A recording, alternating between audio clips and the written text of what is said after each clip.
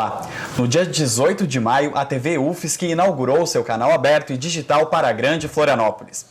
Este foi o resultado da parceria entre a TV UFSC, a Universidade Federal de Santa Catarina, e a TV Brasil. O novo canal público reafirma o compromisso da TV UFSC com a cultura e a educação catarinense. Hoje, recebemos o presidente da Empresa Brasil de Comunicação, Nelson Breve, e o conselheiro curador da EBC, Paulo Ramos Deringoski, para conversar sobre essa parceria e o futuro da relação entre a UFSC e a TV Brasil. Sejam muito bem-vindos, é um prazer e uma honra recebê-los no UFSC Entrevista. Prazer é nosso. Prazer é nosso. Senhores, eu gostaria que vocês começassem explicando para nós o que é a Empresa Brasil de Comunicação, desde quando ela existe? A Empresa Brasil de Comunicação ela foi criada em 2007, né? A partir de uma demanda da sociedade. A sociedade vinha demandando há muito tempo a regulamentação do artigo 223 da Constituição, que previa a complementaridade entre os sistemas estatal, público e privado de radiodifusão.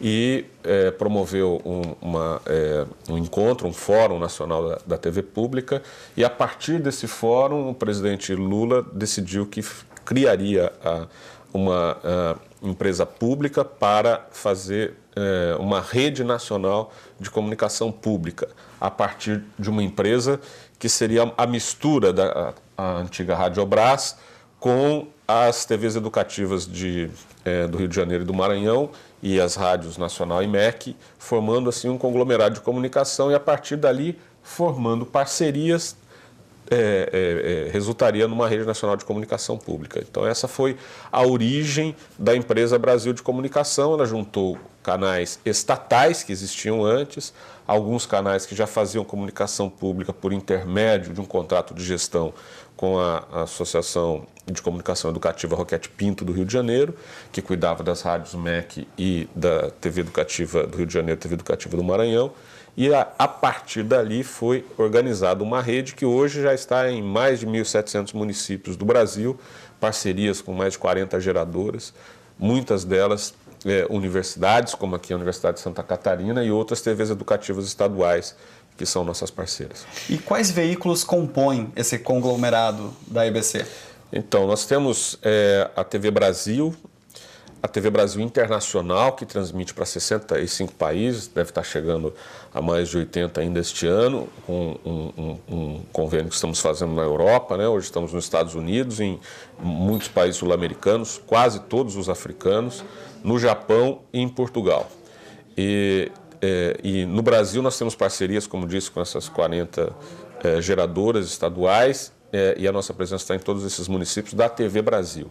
Temos 7 geradoras de rádio, né? As rádios Nacional, a antiga Rádio Nacional, que promoveu a integração nacional do Brasil, né? Que criou uma nova linguagem no rádio, que depois passou para a televisão, a Rádio Nacional do Rio de Janeiro. Temos também as Rádios Nacional de Brasília. A Rádio Nacional de Brasília está completando 55 anos este mês, inclusive, e ela chegou em Brasília antes de Brasília ser inaugurada, em 1958. E também temos a Rádio Nacional FM de Brasília, Rádio Nacional da Amazônia, que é uma rádio que presta um serviço público fantástico, transmitindo em ondas curtas para toda a região da Amazônia, onde brasileiros não têm acesso a nenhum outro meio de comunicação que não as ondas curtas da Rádio Nacional da Amazônia, que recebe 2.000 cartas por mês de ribeirinhos indígenas que se comunicam com suas famílias, muitas vezes por intermédio apenas do rádio.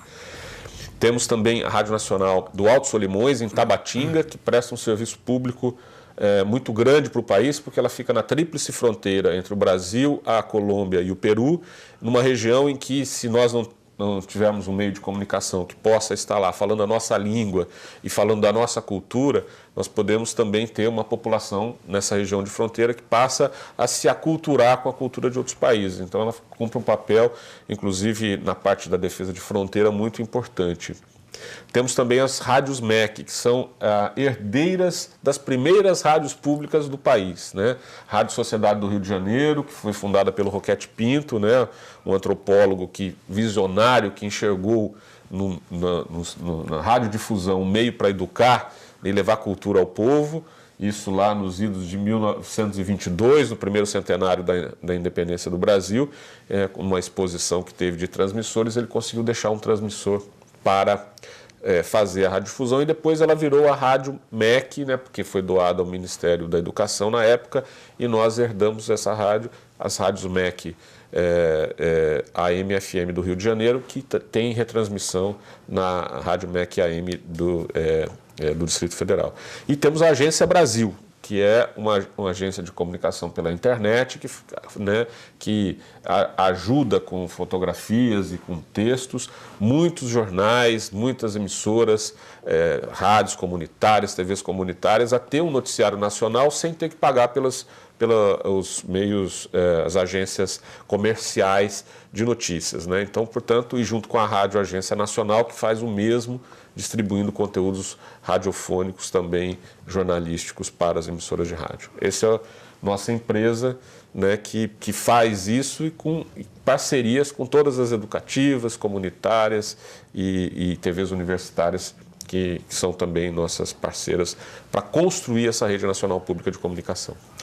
O intuito da EBC é levar informação, cultura para todos os brasileiros. E o canal da TV Brasil Internacional, o público-alvo dele é o brasileiro que mora no exterior ou o estrangeiro, propriamente dito? Não, são os brasileiros no exterior, a gente transmite apenas em português. Temos ambição ainda de transmitir em espanhol, principalmente, né, que a grande dificuldade da gente é se colocar nas distribuidoras de TV a cabo da América Latina, aquelas que têm maior número de assinantes, é o fato de ser em português e não em espanhol.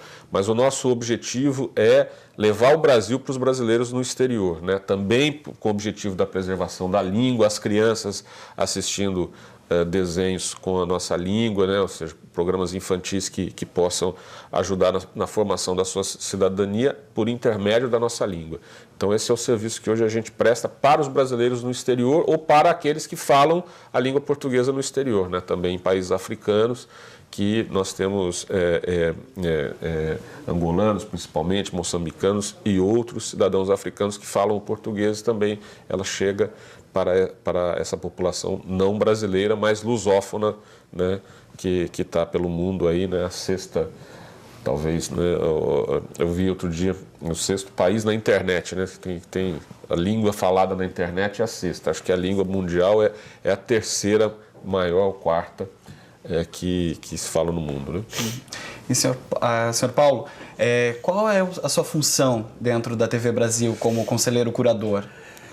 Bem, é preciso dizer que o Conselho Curador é um órgão que representa a sociedade civil brasileira. De uma lista indicada por várias entidades, são escolhidos os conselheiros. E a Presidência da República, dentro dessa lista múltipla, escolhe o nome. Mas também é usado, e foi usado, um critério regional para que pudesse o país todo ter representantes. No caso, eu represento com muito orgulho, e tenho muito prazer de estar aqui nesse momento, represento o estado de Santa Catarina, digamos assim. Fui escolhido dentro de uma lista de nomes e estou lá representando o Conselho Curador. Como disse o presidente, é um órgão, a EBC é uma emissora pública, né, não estatal, mas ela então tem um controle, uma espécie de controle da sociedade civil que é exercido de acordo com os estatutos, que faz o controle principalmente de conteúdo e de grade de programações. Tem diversas câmaras de jornalismo, Câmara de Cinema, Câmara de Direitos Humanos, né?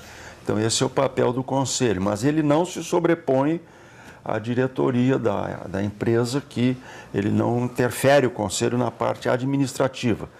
Temos uma reunião por mês, todos os meses, e deliberamos, de acordo com as pautas pré-estabelecidas, discutimos e aprovamos determinados assuntos, discutimos a programação anual da televisão. Este começo de ano, até o primeiro projeto que a diretoria nos apresentou foi exaustivamente discutido, e até respeitosamente digo que ele não foi aceita a primeira versão, da diretoria, posteriormente foi aperfeiçoado pela própria diretoria e posteriormente por nós aprovado.